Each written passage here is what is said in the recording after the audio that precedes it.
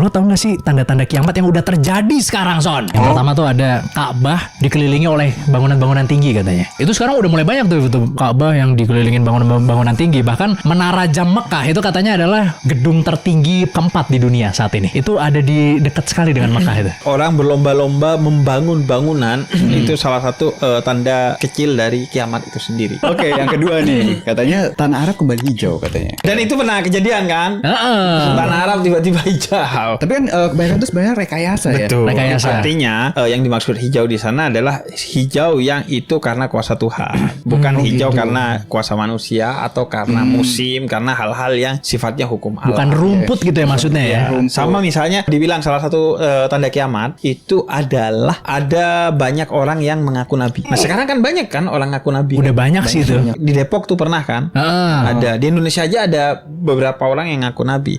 Cuman kalau lu baca redaksi hadisnya itu yang dimaksud adalah orang yang mengaku nabi dari bangsa Dajjal. Jumlahnya 30. Artinya kita harus hati-hati. Karena kalau enggak, kalau salah membaca, kita bukan hanya berbohong atas nama nabi, yang itu tempatnya di neraka. Tapi kita akan menimbulkan pesimisme dalam hidup. Seringkali orang itu ngomongin kiamat karena udah secara mental dia kena. Atau pesimis terhadap hidup, akhirnya gue pengen kiamat aja. Nah ini tanda yang ketiga nih seru banget nih Son ya kan. Karena tanda yang ketiga itu adalah wanita berpakaian tapi telanjang katanya. Perempuan yang dia menutup secara fisik tapi membuka secara sikap. Misalnya kepalanya doang yang ditutup tapi bawah kepalanya gak ditutup, lenggak-lenggok badannya masih kelihatan.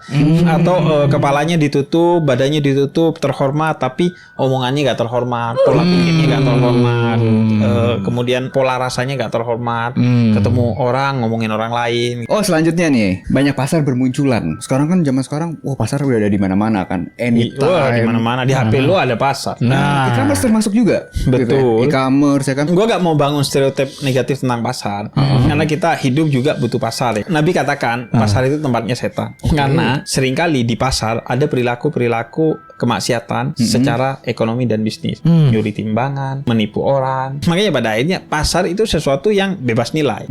Tinggal lu menilainya seperti apa. Kalau lu menjadikan itu tempat untuk bertahan hidup, menjaga harga diri, memenuhi kebutuhan, maka itu menjadi sesuatu yang positif. Terus yang terakhir nih, yang kelima nih, laki-laki menyerupai wanita, wanita menyerupai laki-laki. Itu paling banyak dibahas gitu ya. Betul. Katanya kan Rasulullah, dan kata Nabi itu terlaknat. Ya Rasulullah melaknat laki-laki yang menyerupai wanita dan wanita yang menyerupai laki-laki. Itu katanya salah satu tanda-tanda kiamat juga. Iya, artinya orang-orang yang sudah tidak stay di karunia Tuhan kepada dia, termasuk mengubah-ubah apa yang telah dikaruniakan Tuhan pada dia.